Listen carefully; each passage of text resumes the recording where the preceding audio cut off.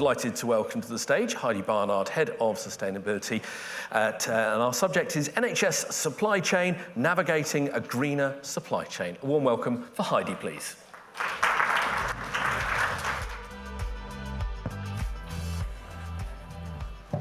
Good afternoon, everybody.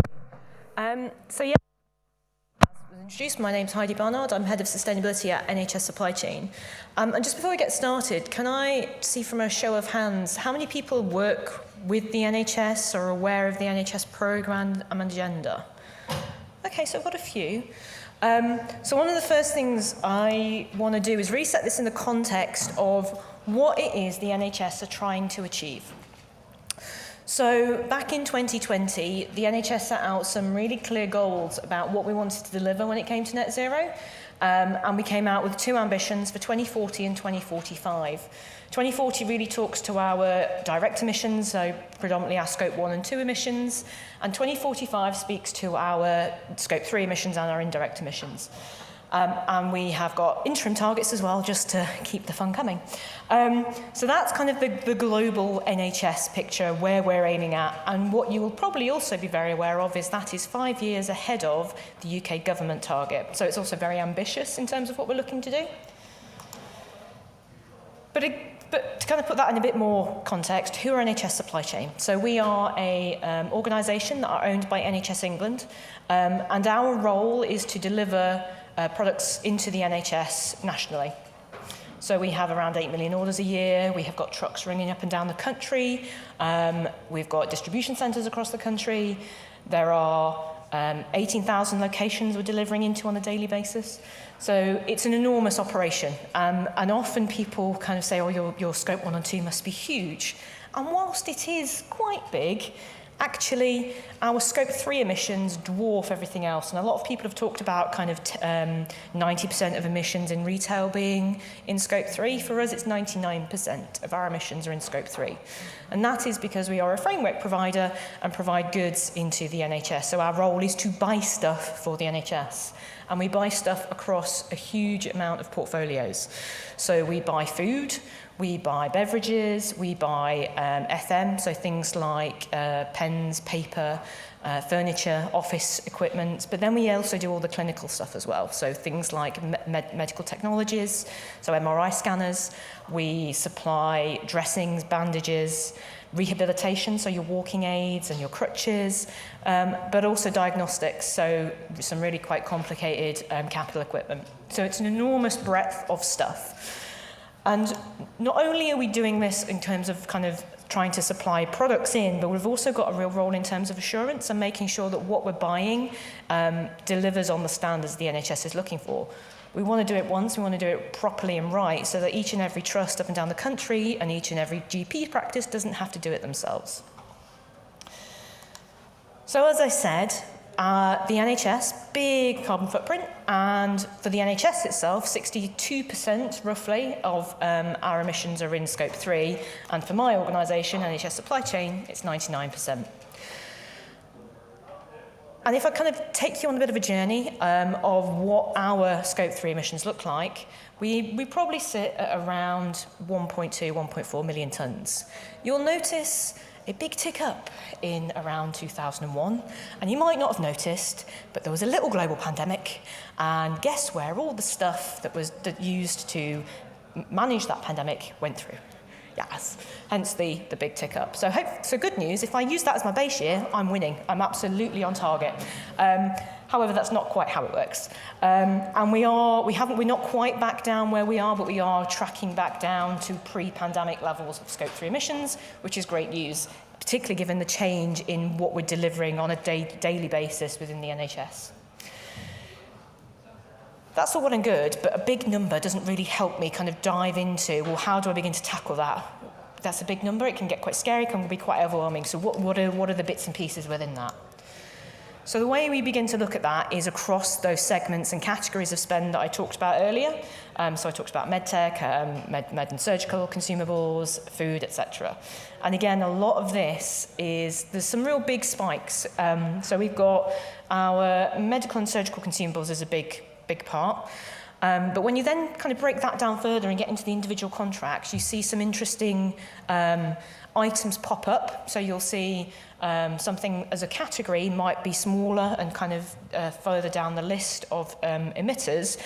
Actually, individual contracts make up quite big pieces of that. And we kind of have this real dichotomy of we supply stuff in the billions into the NHS. So if I think about things like face masks, PPE, aprons, gloves, all that kind of stuff, we literally buy them by the billions. But the individual item doesn't have that big an impact. It's the fact that we buy them in the billions. Conversely, we've also got some enormous capital equipment. So if you think about an MRI scanner, we don't actually buy that many of those in comparison. However, the impact of an MRI scanner is much greater. So we see these kind of differences across the category of spend, and how you tackle the emissions related to those can be very different. So that kind of leads me on to, so what are we doing about it? How are we tackling our impact? So I'm going to talk about our scope 1 and 2. As I said before, it is only 1% of our impact, but it's still an impact, and there is still work we need to do on it. So we have two big leverage when we think about our organisation. We have our offices. We've grown as an organisation from 200 people to 1,200 people, and a lot of that's been around an insourcing activity. So we've inherited some office spaces that we need to manage. We also have our warehouses, so where all of this stuff comes into before we then onward distribute out to the healthcare sector. And then there's our fleet that's doing all of that running around. So our offices, we've got a real great opportunity at the minute. Because we've tupied in all of those teams and we've inherited those leases are now at the end of their life, which is an amazing opportunity for me to go, actually, when we go out to retender for that, guess what you've got to do? So we have absolutely baked into our approach to that being net zero ready. So at the very start of this, I talked about scope 1 and 2 emissions within the NHS and interim targets. So we have got targets for between 2028 and 2032. The contracts we're signing for those office buildings will be live, and that's where we'll be in those years. So I've baked in now that those buildings have to help us achieve net zero. So we've looked at a whole bunch of things about the energy efficiency of the buildings, environmental certifications of the buildings, what renewables those buildings have got capability for now and over the next 5 years. But also we've done a bit of work around adaptation, so understanding flood risk in those areas, understanding what the temperature differential is going to be like over the next 5 years in those settings, so that we can manage our both demand as well as our consumption.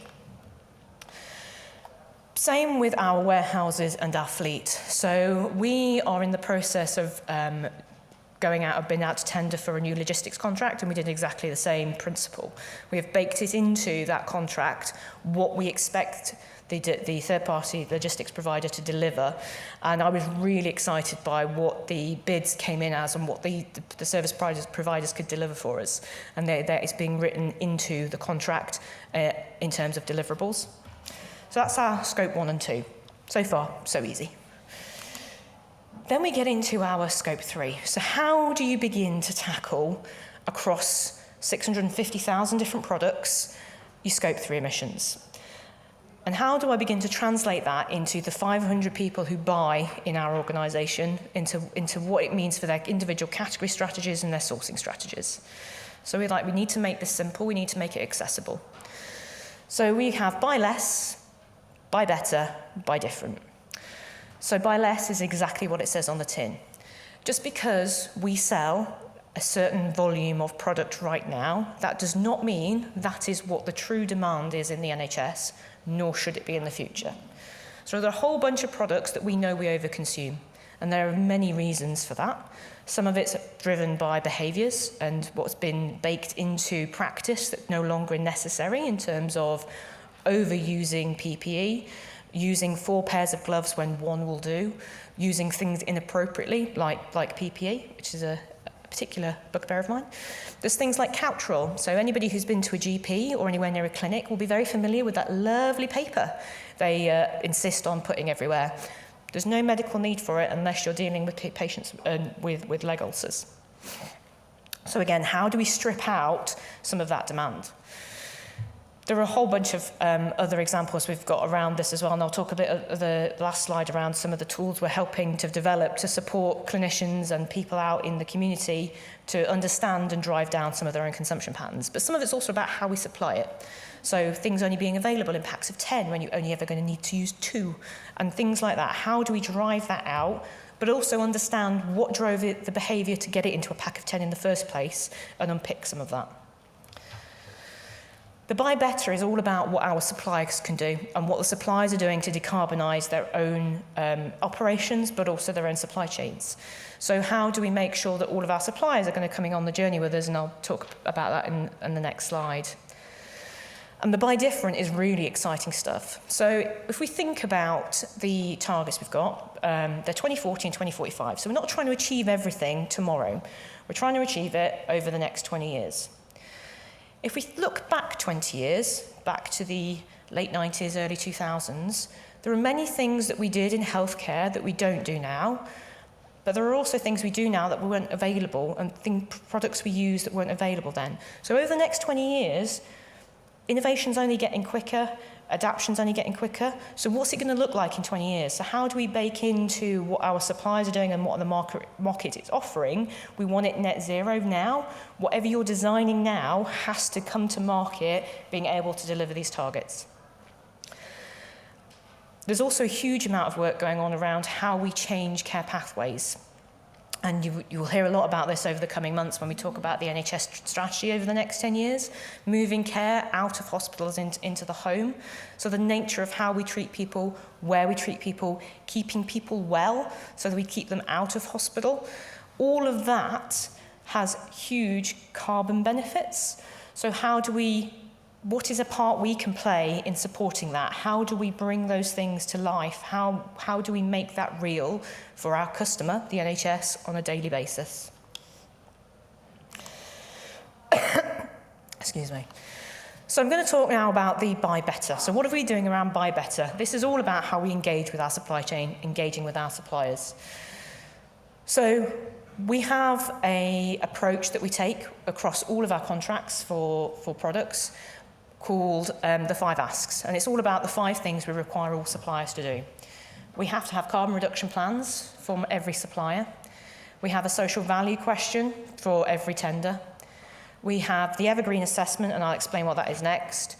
We have the NHS England supplier roadmap, so there is a roadmap for suppliers about what we're going to expect over the next few years, and there are key milestones in that. The next ones are in 2027 and 2028. And then we have modern slavery. So there are 5 key things that we ask of all of our suppliers.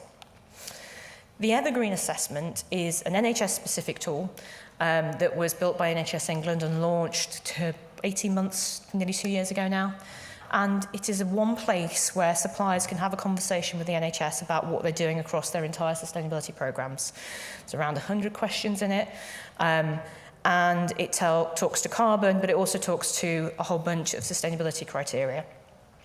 From February last year, we mandated that all of our suppliers complete it. If you did not have a completed Evergreen assessment, you were not getting onto one of our contracts.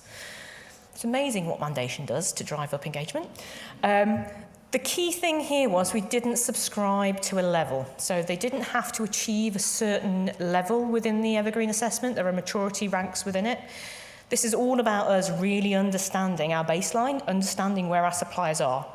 If I've got to get them all to net zero by 2045, I need to know where they are now. I need to know the good, the bad, and the ugly. So that's why we mandated it. And for those of you who aren't familiar with public procurement and how we operate our contracts, the contracts are often around 4 years. So in the space of a year, I thought we'll probably get through around a quarter of all of the suppliers. Good news is, as of last month, I have 93% of my emissions covered by an Evergreen assessment, which is phenomenal. I literally fell off my chair when I kind of ran the numbers. It's great. But what it's also telling me is that over half of our suppliers are already signed up to SBTI. Half of our suppliers have got validated plans, they've got driving down emissions, they know what they're doing. It gave some really great insights. But more crucially, it told me where the issues are, and it told me what the problems are. And what the thing that we're working on this year is how do we get everybody to level 1? So within the assessment, you have no level awarded, level 1, level 2, level 3, level 4. It's not rocket science. I've said to all of our suppliers, as of April next year, the mandated level is going to be level 1. What the information is being able to do for me is tell me where the gaps are for those that haven't got level 1 yet. So over the next year, we can spend time, and the work that we do and deliver will be around filling the gaps to level 1. So some of that is things like helping our SME community understand how to report, understand their individual elements of the Scope 3 emissions, how to put together plans, and so it's all about how we can support the market get to where we need them to get to. Really interestingly, and what this is helping me drive internally, is around our projections. So if I do nothing other than what I've just said, I'll actually get 80% of the way to my target by doing nothing else. So you might think, oh, Heidi, have a year off, chill out for a bit. But it's also understanding that changing dynamic. If I do nothing, the world is still going to change. So there will be elements that this doesn't deliver. And it also relies on our suppliers actually delivering what they've said they're going to deliver, which also requires a little bit of management. But this is also where those two other elements of the program come in. So this is just by buying better, but that buying different in terms of changing the product mix that we're buying, looking at how we have more sustainable, better options on our frameworks, really kind of drives in, and also the buy less, obviously. So I did say that I would talk a little bit around what all of those three things look like in reality. So buy less. So we thought, well, how do we help people understand what to buy less of, what that looks like? So we came up with a bit of a demand planning tool. Because the NHS buys through us, that gives us some real insights into demand patterns and consumption patterns. But we also have a real understanding of what different hospitals' activities are and who's comparable. So the demand planning tool essentially looks at their consumption across a lot of these products that we think are being overconsumed, and allows them to compare themselves to a trust doing similar things. So they can say, well, actually, Trust B over there, they only use half as much of them. Let's go have a conversation and find out why. What is it they're doing that's different? So how can we drive that behaviour as well? And the beauty of all of this is not only does it help them deliver their net zero targets, in very financially constrained times, if anybody who's got anything to do with the NHS knows, this saves them money. So they become their CFO's best friend. But what this also does is these are the easier projects to do and to deliver. So what it does is it gives them a financial win, and it also gives them a positive interaction with doing something for sustainability. So they've got an experience of delivering a project that's successful. What that then allows us to do is talk about the projects that are a little bit harder. So where you want to use a reusable device rather than a single-use device, where you want to change a care pathway or a practice to deliver care in a different way, those are more challenging. But you've got some positive experience, so you're more likely to want to be able to do it. And you've also freed up some cash if you need to invest to save. So this is all about enabling the bigger picture. As I talked about as well, the buy better, this is all about understanding our supply chain and driving their objectives. We know, as the NHS, because we put a very clear line in the sand about what our targets would be, that healthcare systems around the world are doing the same. Healthcare organisations don't just deliver into the UK, they're often global, and they're often global supply chains, so that continuous kind of single point of direction across all of their customers is really powerful, and they all want this. And the buy different, this is all about innovation, and what a lot of our suppliers want is they want opportunities to be able to sell new innovative products into the organisation. So this is giving them that vehicle. And we have kind of two approaches to this. Where we've got data and they can prove that there's a benefit, we absolutely want to kind of showcase that for everybody. But there's also, where are the opportunities? Where are the things you actually don't know yet? You think it's got a sustainability benefit, so how do we use our role as that partner into the NHS to partner with some different trusts of different types to test the theory around what is possible with these products and do they really drive change? So I'm going to stop talking there, and if there's any questions, please do ask. Thank you very much, Heidi. Any questions from the room? I mean, we have one on the far side.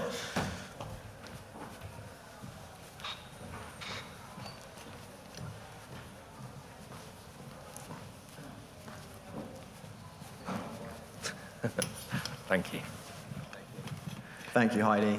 Also, thank you for all the great work that you and the NHS do. I noticed that the Evergreen assessment is tilted towards sustainability. Obviously, for this audience, that's fantastic. Is there anything you're doing to promote supplier diversity within the supply chain as well? Yeah, so there's numerous ways you can think about supplier diversity. So one of the things that you will be aware of if you work in public sector procurement is the new Procurement Act went live 2 weeks ago. There's been a lot of work going on behind the scenes to get ready for that. But one of the things we're really conscious of when it comes to diversity is our approach to SMEs and VCSEs, because this is where we're really going to drive diversity. And how do we make sure the things we do are not barriers to those markets? Also being, at the same time, very conscious that we are procuring for a huge market, which is a bit of a double-edged sword. So an SME is never going to be able to, in many cases, never going to be able to supply everything we need. But that's not what we're looking for. We need multiple suppliers on these products for a number of reasons. A lot of that to do with resilience. So how do we help them bring them into these markets? They're often also a lot more agile. So how do we make sure that they are able to, one, get onto our frameworks, but two, they are the ones that are going to be able to help deliver things when there is change. So the work is all around how do we make this easier, how do we make this simpler, and that's so part of the reason that we came up with the 5 asks is it got really messy across our procurements. There was bits around modern slavery in one part of the bid, there was a bit about social value in another, there was some other bits about carbon somewhere else. So part of this was all about bringing this together to make it simpler to understand, particularly for that market. And the other element around this is, and one of the reasons we use the Evergreen assessment and don't use things like SBTI or EcoVadis is it's that accessibility. For many of the SMEs, that's not a realistic route for them. So it's all about how do we make sure what we do is broad enough and open enough so we don't create barriers, but at the same time, because we have this assurance role, that they are capable of doing what we need them to do. Hi, my name's Sophie, I'm from EcoAct. Thank you for such an interesting presentation. I feel like you really articulated sort of the key pillars of your strategy really eloquently. I was wondering, I believe that you have a target by 2028 for all suppliers to be providing product footprints or something of that regard. And I was wondering how that's going and also how you're ensuring that the product footprints they provide are all of similar methodologies and provided in a similar way. Oh, great question. So this is the NHS England Supply Roadmap, for those not familiar, and it is the 2028 milestone, which talks to suppliers needing to supply product footprinting or for product level information at that point. So I work very closely with NHS England, who are writing the policy behind this, and we are still trying to work that out. So as I said before, what NHS Supply Chain buys is enormous. If you take a step back from that and think about the NHS, what don't we buy? And anybody who is very familiar with product footprinting or LCAs knows that the devil is in the detail when it comes to product category rules. So how do we begin to frame a policy and approach that will work for the NHS, whilst at the same time making sure that we're not asking for stuff that's going to be meaningless? And how are we going to be able to use that data? How do we collect that data? There's many questions, but we are on a fantastic and exciting journey to try and figure it out. For those of you who are not aware, in the back end of last year, we did some market sounding to get feedback from various areas of spend that we have to really understand where the different markets are at. So we know some areas are well developed and have got LCAs and various other tools available, so things like the building sector, there's a lot in the consumer space. But when it comes to things like medicines, when it comes to things like medical technologies, they're in a very different space. So there was a lot of engagement around understanding what that picture looks like.